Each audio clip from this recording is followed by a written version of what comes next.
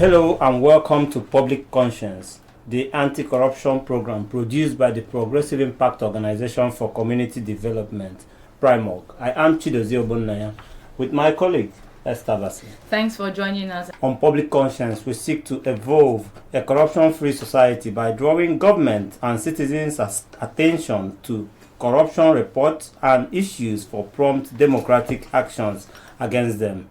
We also promote integrity by amplifying rare cases of the display of honesty by public and private individuals. We appreciate the MacArthur Foundation for supporting the production of this program. In today's program, the focus is on the fiscal transparency and how the federal and state government agencies are complying with open contracting portals since their establishment in Nigeria. Fiscal transparency refers to the publication of information on how governments raise, spend, and manage public resources. It is a critical element of effective public financial management because it informs citizens how their taxes and other revenues are spent by the government. Open contracting portals in Nigeria are online portals designed to promote open contracting practices, enhance accountability, and reduce corruption within the Nigerian public procurement system. However, according to an investigative report by the International Center for Investigative Reporting, ICIR, procurement portals of quite many states are not functional. They do not upload procurement documents, thereby hindering the public's ability to hold the government accountable. As of 2012, Nigeria was estimated to have lost over $400 billion to corruption, according to the Independent Corrupt Practices and Other Related Crimes Commission, ICPC. 60% of corruption cases in Nigeria are procurement related. And that's unfortunate. Today's program will take an in-depth look at open contracting procurement portals and the challenges in promoting transparency and accountability. For you out there, how well do you know the procurement portal of your state? Have you ever searched the internet to know how your state is spending public funds at their disposal? How much is procurement corruption affecting national development in Nigeria? And how can the Nigerian government frontally tackle procurement fraud? Be ready to join us through phone and text messages during this conversation. The WhatsApp phone line to send your message is 0902-265-6167, and that is 0902-265-6167. Please indicate your name and your location when sending your message. This number is for messages only. So please begin to send your messages as soon as possible to 09022656167. That is 09022656167. We will give out the numbers call shortly. If you just joined us, the focus is on the open contracting portal of several states in Nigeria, which according to an investigation by the ICIR, only 15 states have accessible websites where citizens can get information about awards and execution of contracts, a development that discourages transparency and accountability of government spending. And later on, we will be joined by a member of the Community of People with Disabilities, PWDs, Chris Obiora, after they expressed their displeasure over their non-inclusion in the President Bola Tinubu's cabinet. But joining us in the studio with more on the investigation is the editor at the International Center for Investigative Reporting, ICIR, Victoria Bamas. Thank you for joining us. Yeah, my pleasure. I also have here a data journalist with the data fight, Olarewaju Oyedeji. Thank you for joining us. It's a pleasure to be here. You're welcome. So I will start with Victoria. Victoria, give us an overview of your report and why ICIR deemed this investigation necessary. Okay, thank you very much. First of all, let me just you said, should I say correct something? We had 16 states that were accessible, not 15. Okay, 16. And interestingly, one of them has actually affected it, so now it's 17 states that are accessible. That's good to know. Yeah. So, okay, so the report basically looks at, it focused on fiscal transparency of all states.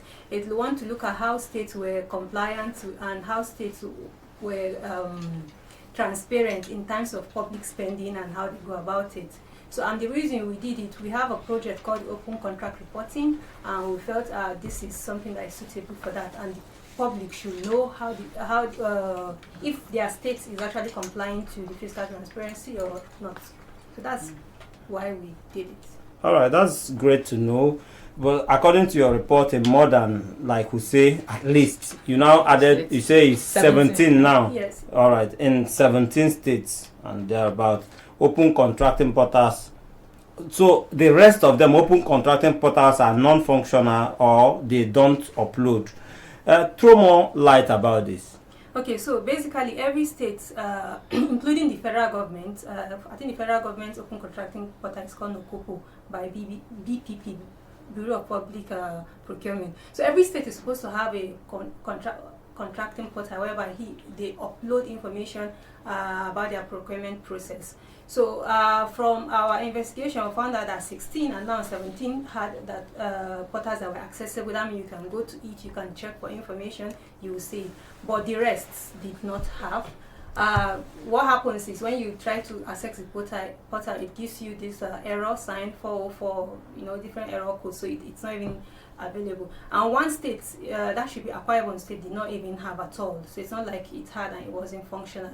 And a couple of states that had it was actually functional, they uploaded information that you can't really use, because if, let's say, you're tracking a project, there are some key information you need, like the location of the project, for instance, very, very important. So one thing we noticed on some of these states that had partial information, they did not put location. So it means even though they are trying to say that they are adapting to fiscal transparency, but they are not giving you enough information in which you use to actually hold them to account. So it is not adequate. Yeah, it's not adequate. Okay, maybe we should even hear some of these states. Tell us, states complying. Let's start with those doing well in it. Those complying with the upload of documents on the open contracting platform. So we had, like I said, we have 17 now in total. We have Adamawa State, Edo, Osun, Anambra, Niger, Borno, Zamfara, Delta, Kano, Kaduna, Cross River, Ogun, Imo, Yobe, Plateau.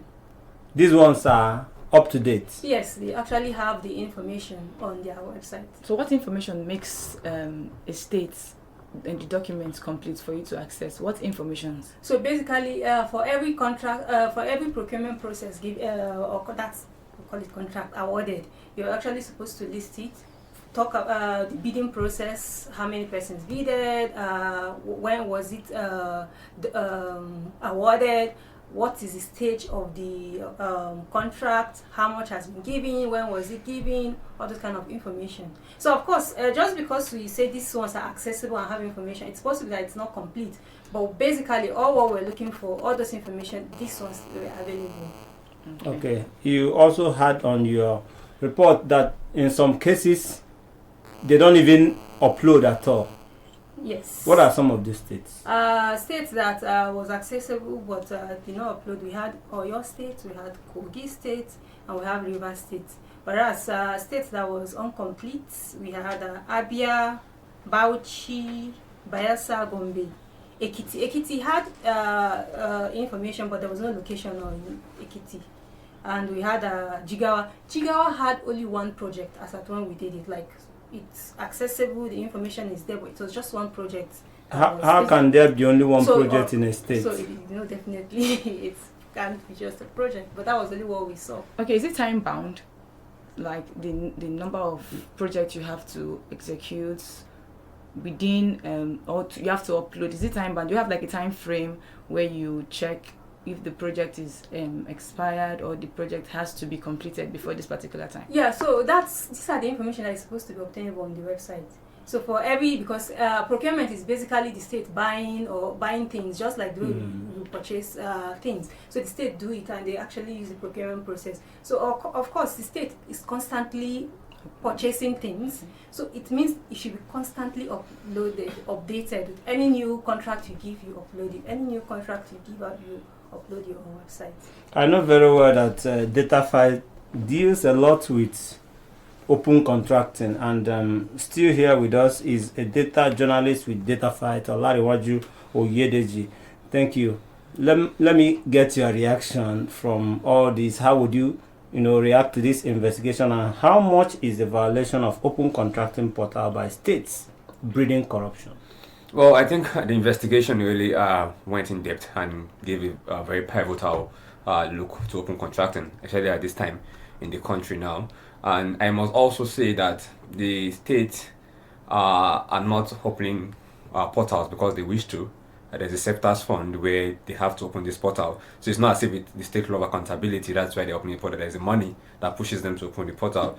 And I must also say that, like you said about some states that are not accessible, I will pick an instance of your state. So last year we wrote a story about notebook contract corruption in your state, going to about 1.294 billion naira.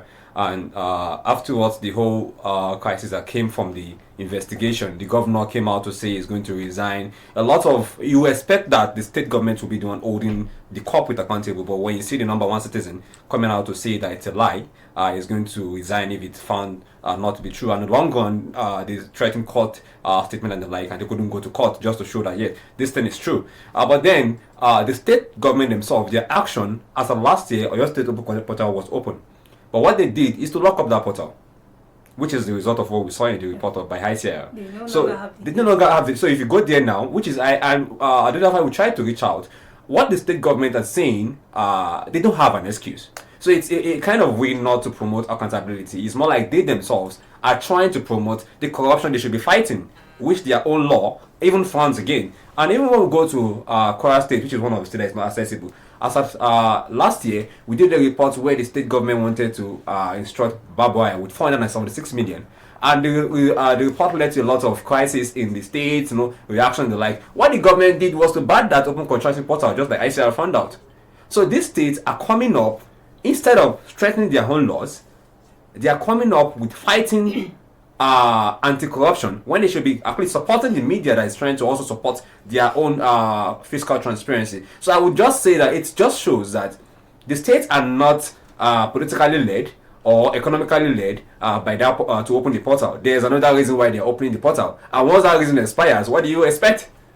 So what we are looking at here is that how much is this breeding corruption in the system? Well, it is. What I'm trying to say in essence is that in a case where a contractor, one person or a group of persons have 1.294 billion, like I said earlier, and nothing happens. So it strengthens me as another contractor to carry out also another corruption. Recently, there was a report in Ekiti State, and till now we've not seen any action. The government has just been denying since then. So another contractor would not feel any reason why you should not also commit the same fraud. Recently, also in Delta State, a traditional ruler was given a contract of 233 million naira, breaking the open contracting law of that state. Tell me why somebody else will not break the same law when he knows he can get away with it. Okay, now at the state level, yes, who will push for these individuals to publish documents, information that the public need to see about contracts award? Who pushes the state? It's the function of the state BPP to actually publish this document. There's a provision of the law that after you have actually awarded the contract, I think 3 months after you've awarded or so, you're supposed to publish online. So it's the function of the state BPP, except for the state government that has, for instance, in Delta State, there's a contractual registration board, then there's the BPP. So these guys work hand in hand to publish these details. But ideally, it's the function of the state BPP to publish these details as much as when it's awarded online, so people can see what you're awarding, the process you went through, and how much you have been awarded. That's a serious one, because I'm just thinking of how do we get out of this? If somehow some state governors or state governments are covering up for the people handling the portal in furnishing the public with the information needed, so where do we go to hold them accountable? How do we force them to also publish this? Because something has to change here. Well, let me bring in Victoria, because you went further to also reach out to states according to your report. What was the response? Okay, so because the investigation we did was on threefold. One, we checked international contracting portals at the international level. Then, of course, we checked Nigeria. They also wanted to check responsiveness of their state's BPP, that's Bureau of Public Procurement. So we sent an email requesting for certain information. That's information regarding some contract. And interestingly, only 5 states responded. That's Adamawa, Ekiti, Kaduna, Ondo, and Ogun. There were only 5 states in all that responded. It was after we sent this email that I told you one of them later updated their yes, to make it 17. Yes, that was Ondo. It was in response to it. They saw it in the back and forth. They now decided to open their own. So only 5 actually responded. Others didn't respond. It went delivered. States that their email was not even functional is Benue, Akwa Ibom, Taraba, Ebonyi, Katsina, and Enugu. So you send it, it bounces back. Okay. So, but then is the situation better at the federal level? I think that should be for Olarimaji. You want us to give it? Yes, let's give Olarimaji. But okay, we'll come back to that because right about now we have joining us PWD expert in the person of Chris Obiora. Thank you for joining us. I'm happy to be here once again. All right, so let's get your quick take on the developments around the community of people with disability, because recently you expressed displeasure over the non-inclusion of your members in the 45 ministers appointed by President Tinubu. Give us a sense of how the PWD community feels about what has happened.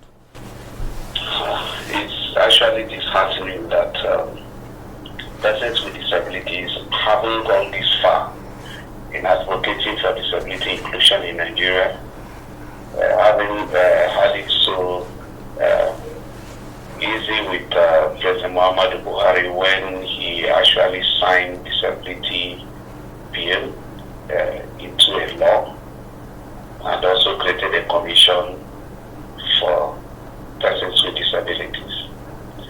So we are being hopeful that by the time we have this new government, that we are going to go a step further by having the government to include persons with disabilities in governance.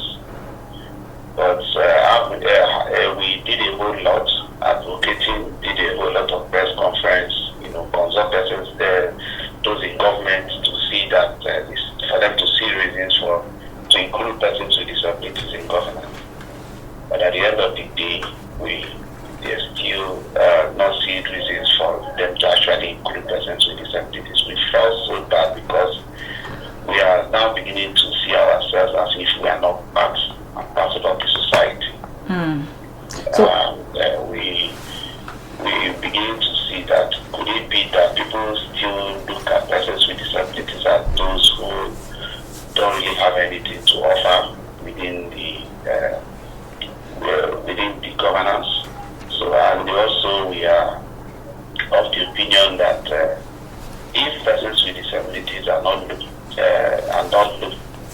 seen as good enough to be appointed, what it means is that the issues of persons with disabilities will not be taken seriously by this government. Because we actually believe that by the time we are part of the governance, we'll be able to also bring our issues on the table. All right, Chris, can you tell us the level of exclusion of PWDs at state level, where the PWDs better included by state governors?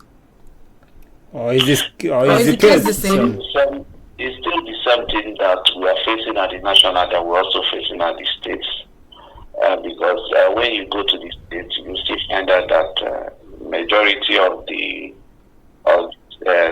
state governors have not seen reasons to actually appoint persons with disabilities as commissioners or heads of parastatals. So we always the only office that persons with disabilities have actually enjoyed in the state, maybe SSA on disability matters to the governor, or possibly for states that have commission, maybe having a person with disabilities appointed as the chairman, but not even in every state that they appointed a person with disabilities as the chairman of the commission. All right, Okay. Chris, but We actually have very few states that we can actually boast of having the commission. So the exclusion is still very high when we're across Nigeria. It's not just only national. But we're even saying that the national will also look at, because we haven't even appointed an SSA on disability matters. But now we don't even have SSA on disability matters. all right. So what is the position, We Chris? should look at that and extend these appointments to persons with disabilities. All right, Chris. But then, what is the position of the law, on the non-inclusion of PWDs in federal and state cabinets? Like, if you look at the Disability Act, Section 30 of that Act actually talk about persons with the right of persons with disabilities to participate in politics and public life. And then when you look at it, the Section 29 of that Act, the Section 29 of that Act actually talk about when there is any employment opportunity, 5% should be reserved for persons with disabilities. So we look at this issue of appointment into governance as an employment opportunity. So we of the opinion that they should also extend that 5% to persons with disabilities. So for government not to appoint persons with disabilities, they have actually run foul of the law, because this is the law of the land. They actually say that 5% should be reserved for persons with disabilities, and we are not seeing that happen. Okay, Chris, as we wind down on this conversation we are having with you, what is the PWD community demanding of Mr. President and governors concerning their non-inclusion into national and state cabinets going forward? So we want them to actually understand that we are talking about a huge population of our a huge population, because the WHO estimation says that 50% of every country population are persons with disabilities. So when you talk about the population of over 200 million Nigerians, that means you have close to over 30 million persons with disabilities, which is larger than some population of some countries in Africa. This is a very huge population. So government should not overlook these huge populations, or for not including them in the governance. Okay. So that in time you're not including them in the governance, that means you're leaving out a huge population of your countrymen and women for being part of the governance. So the state governors and even the president should see reasons for them to include the needs and plights of these over 30 million persons with disabilities, so that they could also contribute to their own quota and their issues will also be at the front burner.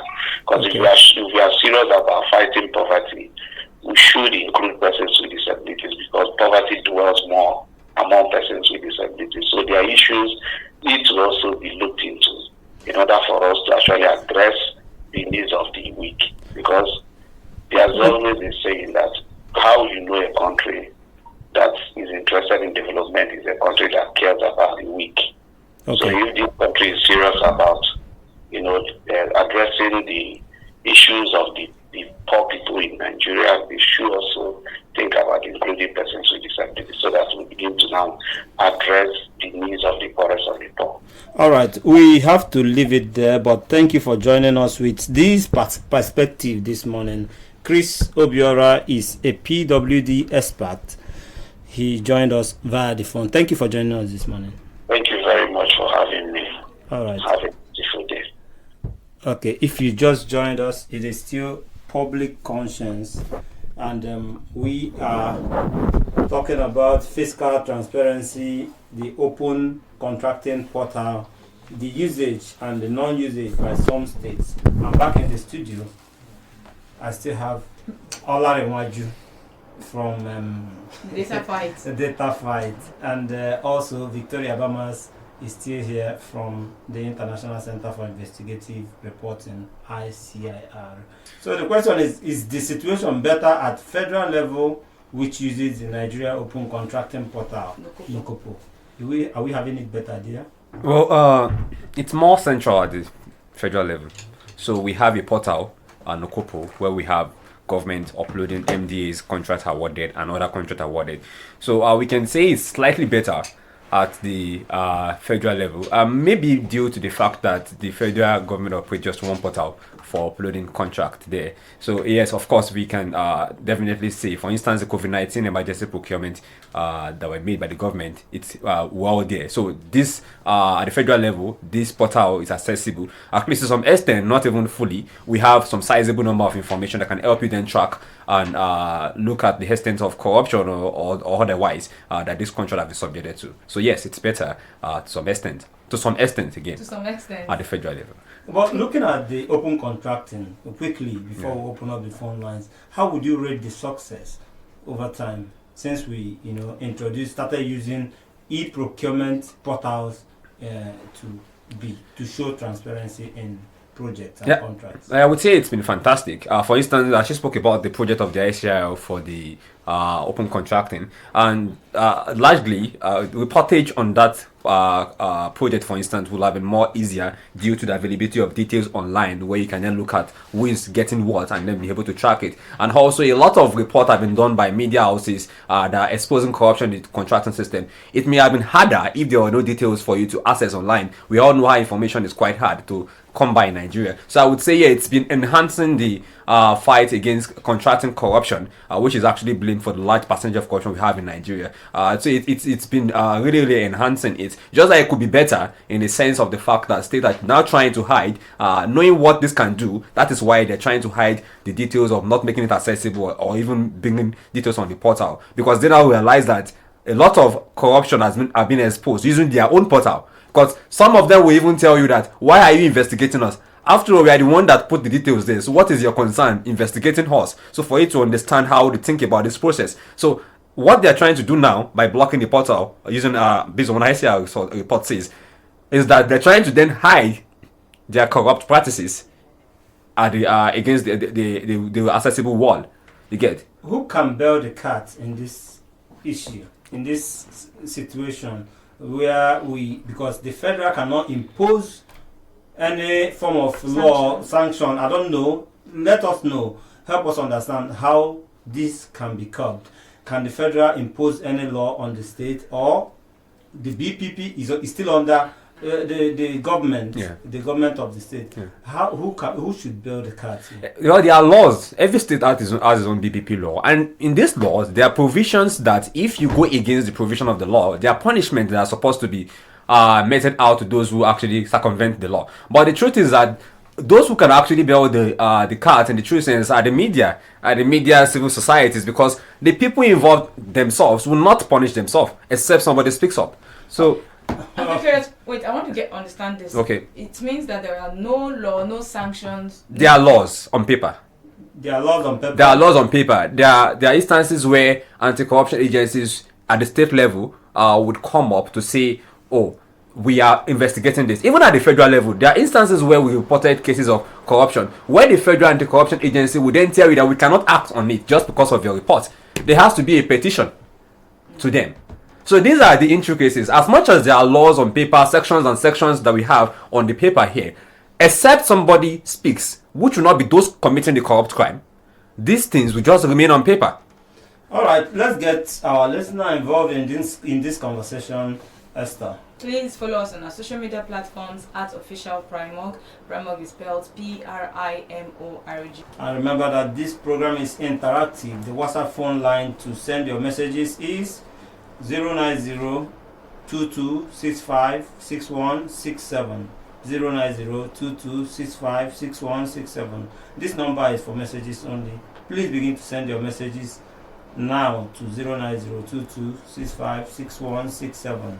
And then we want to find out, how well do you know the procurement portal of your state?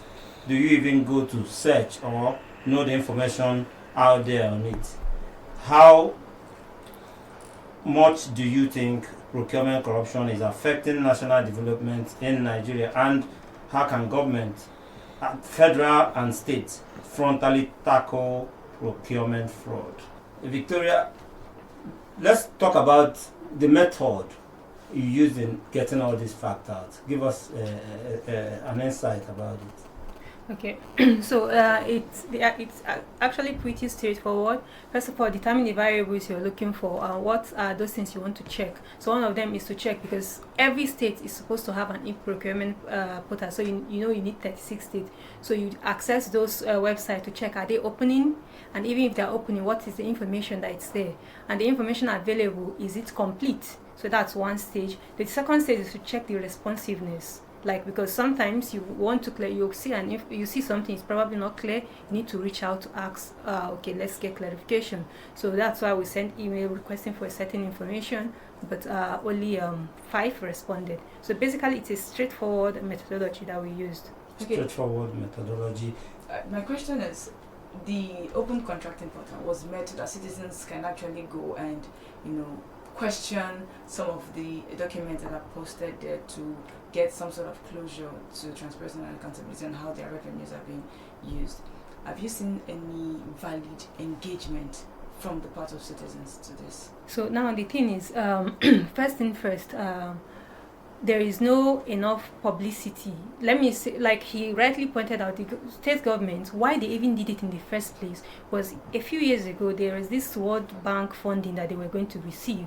And one of the criteria is you have to have those portals. So that's why some states that didn't even have it had to put it. So it's not like it's something they wanted to do. So now, the thing is, the states are actually not publicizing this so that people will not be aware of it, because if you go to some states' social media account, you see they have 3 likes on Facebook or maybe 2 followers on Twitter. So it means they're actually not even interested in updating it. So you have to update it for people to be aware. So it's a good thing that the ICR and other media houses have started talking about it and publicizing it. So people are now aware that that portal is there. So people have to be aware that such is existing in the first place for them to now engage with it, for them to now start querying the information that it's there. Okay, let's see who is here. We have a call. Hello? Hello? Yes, your name and where you're calling from? Yes, my name is Olu. I'm calling from Maboshu. Olu, how can we curb procurement corruption in Nigeria? And what's your reaction to the discussion? See, we can talk, but you see, if people don't I don't want to take into their hand, but if Nigerians don't wake up, government and lack of transparency will continue.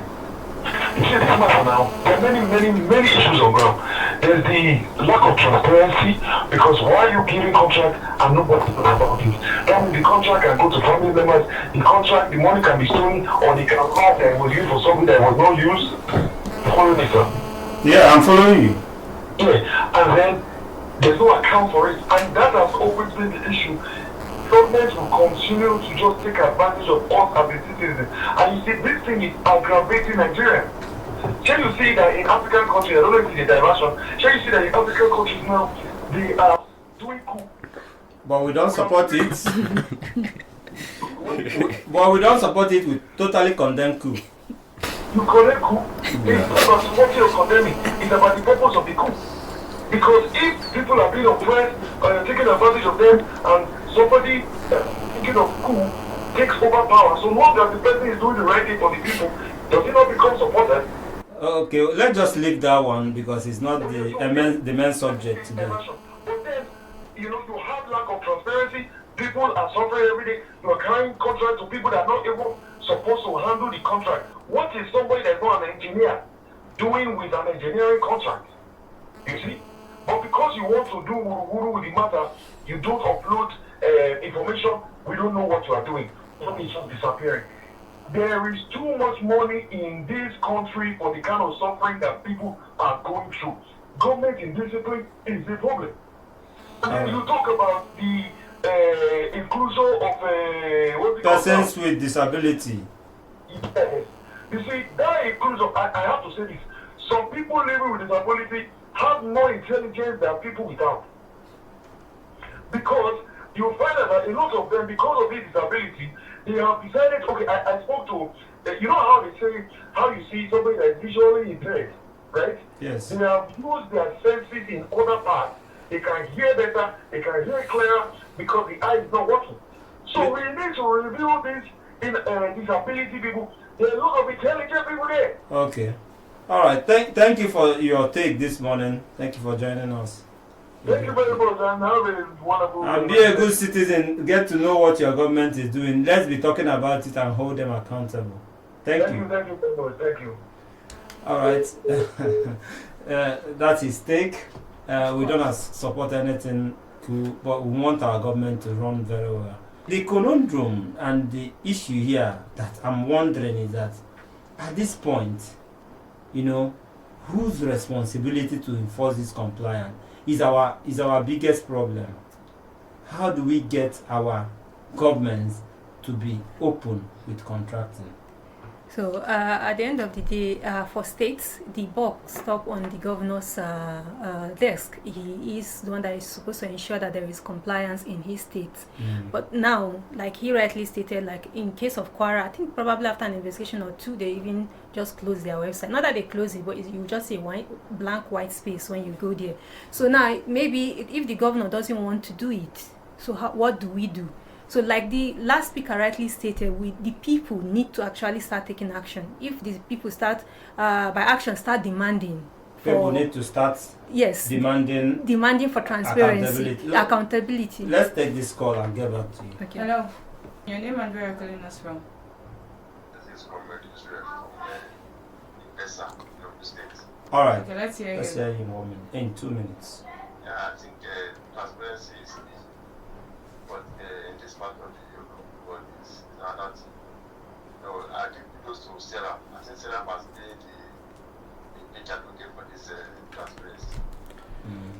But in our own society, I think we need to be on that. I just hope and I believe that one day we get this thing, we really get into our team, so that whatever public order or wherever you find ourselves, we can be accountable for whatever we are doing. Because transparency in government, transparency drives, inspire people to be committed to the government on board.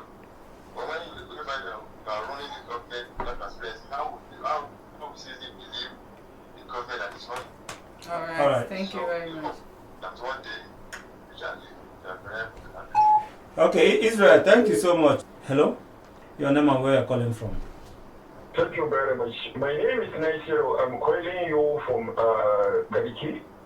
Okay, Nasiru, let's hear you in 1 minute. How can we ensure that we don't have procurement fraud or procurement fraud in Nigeria? Just go ahead and tell us. The EFCC has to look into the matter. Okay. The EFCC has to look into the matter because that is the reason why they are formed.